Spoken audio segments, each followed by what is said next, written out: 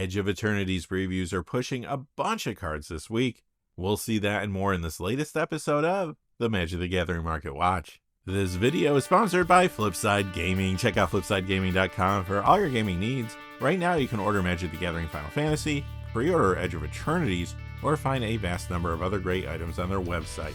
Remember, shipping is free in the US if your order is over $100 or consists only of singles. Just look in the description or comment section below for direct links to their site.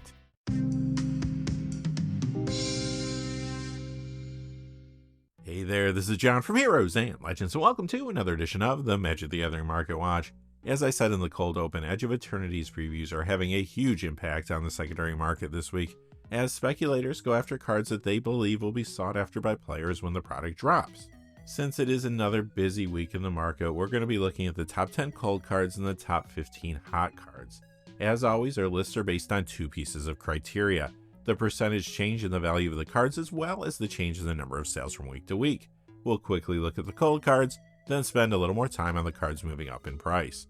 Before we get started though, I do want to say thank you to one of our gold patrons, and that is Cesareo Garasa. Cesareo, thank you so much for all your support on Patreon. It does mean the world. I know I always say this, but I truly could not do this without viewers like yourself. I appreciate all that support, Cesareo. And now, without any further ado, let's get into it. We'll begin with the top 10 coldest cards of the week. Many of the cards moving down were moving up recently, but are now trying to find their proper price points. You'll also see several Final Fantasy cards on the list due to the high amount of product that has been open over the past several weeks. Remember, our cold cards are considered cold because they're moving down in value, not necessarily because they're seeing less play. Let's get started with number 10, Grave Betrayal, down $1 to $3.50, that's a 22% decrease. This was seeing a little increased commander play and builds around Sin Spira's Punishment from Final Fantasy, but now Grave Betrayal is moving down some. Number 9, Rosa Resolute White Mage, down $1.22 to $4.39, also a 22% decrease. This is from the Final Fantasy Starter Kit. This was number 10 on the hot list last week. This week it lands on the cold list at number 8, Lulu Stern Guardian, down $1.28 to $6.47, that's a 17% decrease. This is from the Final Fantasy Counterblitz Commander deck. Last week, this was number 6 on the hot list, but this week it checks in at number 7 on the cold list, Go-Go Mysterious Mime, down $1.64 to $11.31, that's a 13% decrease. This is from the Final Fantasy Revival Trance Commander deck. Last week, this one was number 24 on our expanded hot list. This week is number 6 on the cold list. It is Primaris Eliminator, down $1.72 to $5.26, that's a 25% decrease. This is from the Warhammer 40k Forces of the Imperium Commander deck, and it's been a good upgrade to the Final Fantasy Revival Trance deck. A week ago, this was number 4 on the hot list. Last week it was number 4 on the cold list. This week it moves down a spot to number 5, Summon Ixion, down $1.81 to $4.25, that's a 30% decrease. This one is from the Final Fantasy Counterblitz Commander deck. 2 weeks back, this was number 25 on the hot list. A week ago, it jumped up to number 8. Last week, it fell to number 21. And this week, it arrives on the cold list at the 4th spot. Jeweled Amulet, down $2 to $13.99. That's a 13% decrease. Now we have our number 1 card on the hot list a week ago. Last week, it arrived at number 2 on the cold list. This week, it's down a spot to number 3. Summon Yojimbo, down $2.81 to $10.50, that's a 21% decrease. This is from the Final Fantasy Counterblitz Commander deck. This card was number 19 on the hot list last week.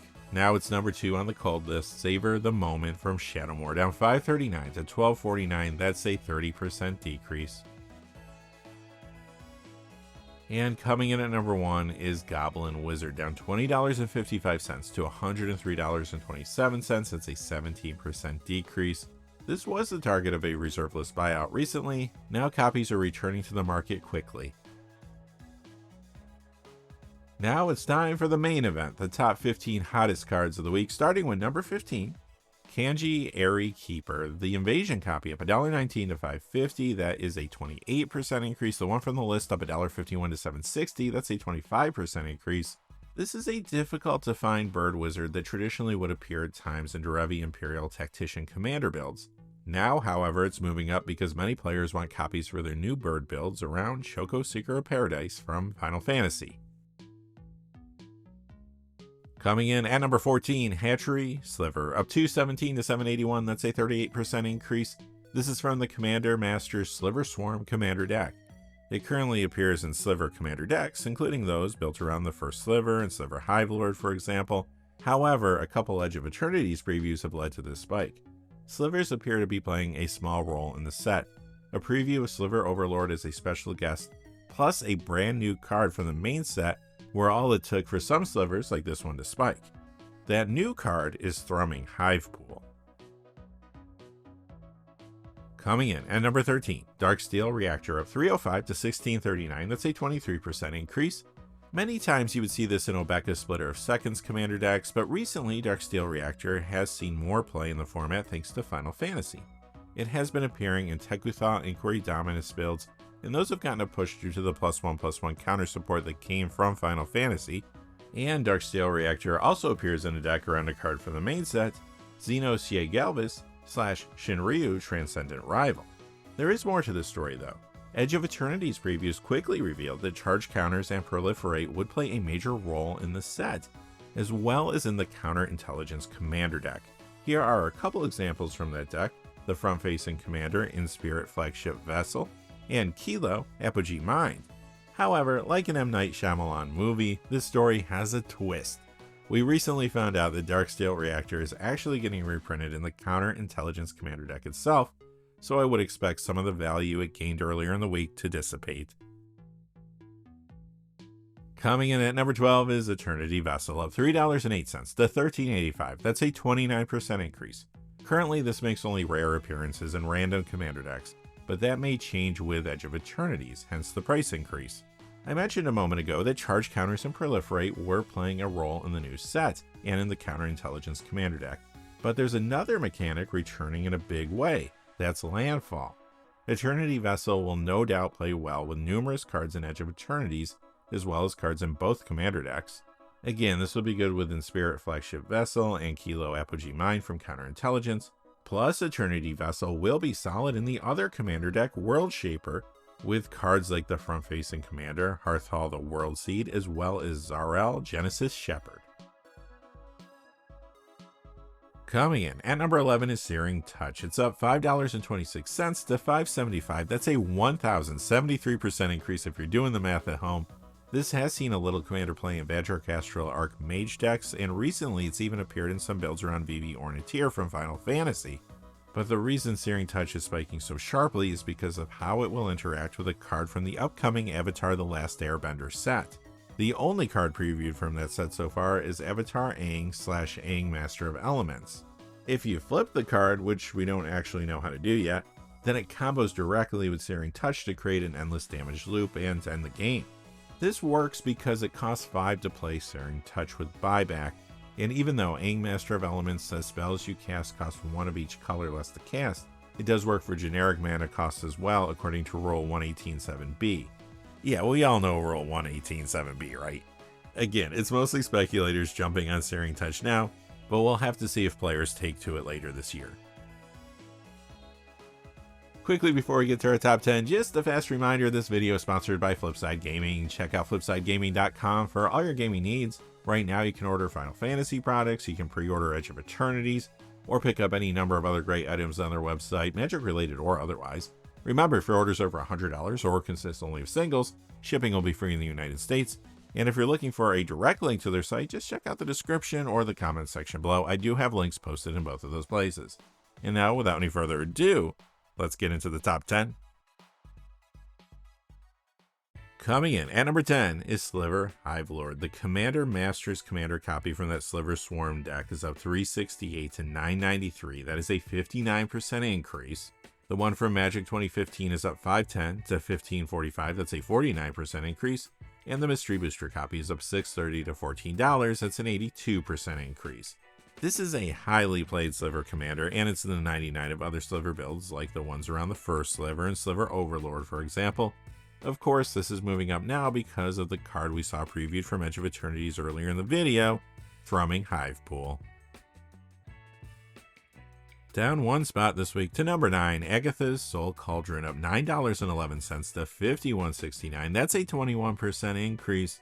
This has been seeing play in multiple formats since its release. Remember, 7 cards were banned in Standard last week, so some are specking that Agatha's Soul Cauldron could play a larger role in that meta.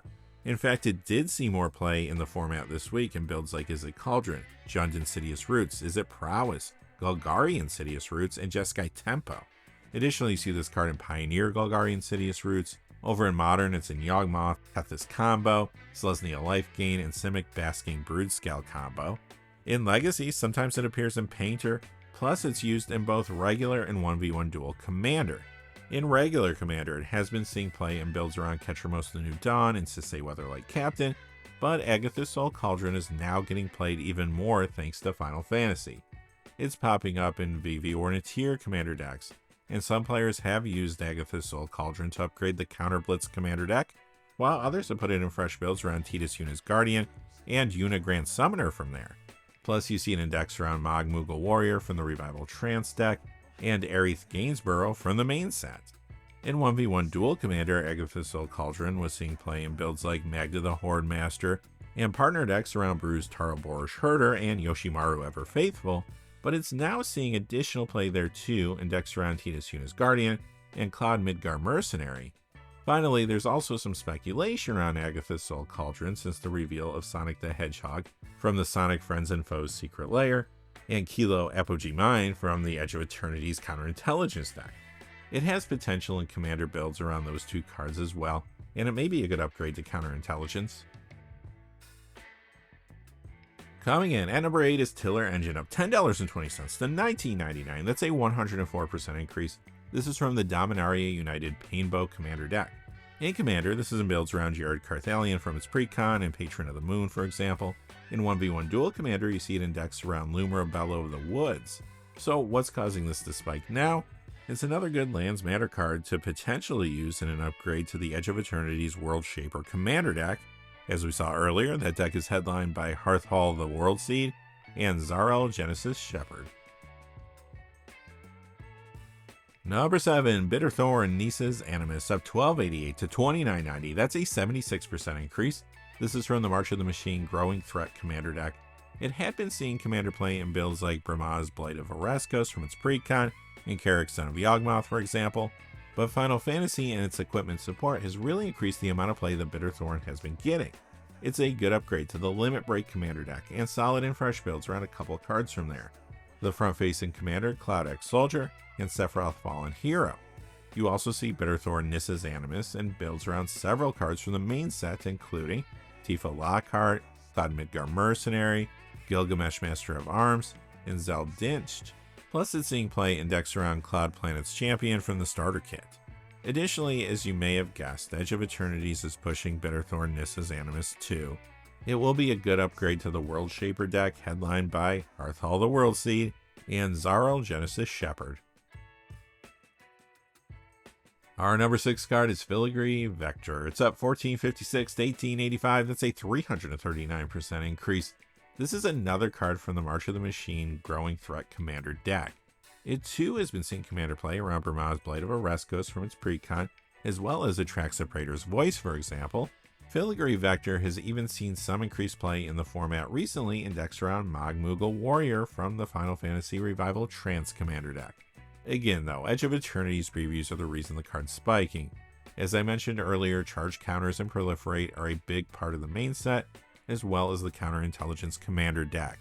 Filigree Vector will be a good upgrade there, whether you choose in Spirit Flagship Vessel or Kilo Apogee Mind as your commander. Number 5, Lazotep Sliver, up $16.37 to $18.75. That's a 688% increase. This is another card from the Commander Master's Sliver Swarm Commander deck. Currently, it's in Commander Sliver builds, like the ones around the first Sliver and Sliver Hive Lord, for example. Now it's spiking since it is a harder to find Sliver that will play well with Thrumming Hivepool from Edge of Eternities. Coming in at number 4 is Zask Skittering Swarmlord, up $19.09 to $24.99. That's a 324% increase. Again, we have a harder to find card here. It does see play as a commander, and it appears in the 99 of Grist the Hungertide decks. You know why it's spiking now, though. Yup, because of the Lands Matter support that we're seeing in the Edge of Eternity's previews. This will be a great upgrade to the World Shaper deck, featuring Hearthhall the World Seed and Cesareo Genesis Shepherd. Our number 3 card is Sliver Gravemother of $30.69 to $41.49. That's a 284% increase. This is the foil copy from the Commander Masters Sliver Swarm deck. It's a solid Sliver commander, and in the 99 of Sliver builds like the ones around the first Sliver and Sliver Overlord, for example, again. Ultimately, though, it's another harder to find Sliver, moving now because of the preview of Thrumming Hivepool from Edge of Eternities. Number 2 is Squandered Resources of $34.20 to $69.99. That's a 96% increase. This reserveless card was seeing commander play in builds like Lord Windgrace and the Gitrog Monster, for example. More recently, it had been appearing in decks around the Wandering Minstrel from Final Fantasy. However, now Edge of Eternity's previews are causing Squandered Resources to spike. As I've been saying, we are seeing a Land Matters theme emerging from the previews, but the World Shaper deck is taking it a step further. It cares about lands entering, but it's also encouraging you to juggle your lands from the battlefield to the graveyard. Squandered Resources will be perfect in that build, whether you select Hearthhall the World Seed or Cesareo Genesis Shepherd as your commander. And finally, moving up 6 spots this week to number 1, Fist of Suns. The 5th Dawn copy up $5.85 to $18.29, that's a 47% increase. The one from the list up $12.86 to $20, that's a 180% increase. And the one from the Commander 2017 Draconic Domination deck is up $66.68 to $77.15, that's a 637% increase. That one, however, is inflated right now due to the lack of copies for sale. It's going up, but not to that degree in reality. Anyway, this appears in some 5-color commander decks like the ones around the Dragon and Jodah Archmage Eternal, for example. So why is it spiking now?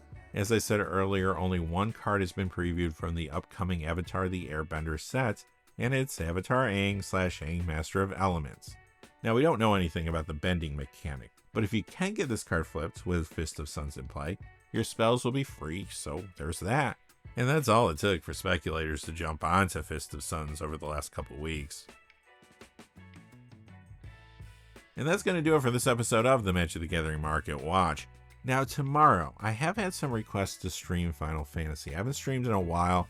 I do kind of miss it, and I am excited about the Final Fantasy set. There's a lot of interesting cards in there. So we'll see how it goes. I have not drafted the set at all. I haven't played it at all. I'm pretty familiar with it from these videos and discussing the cards.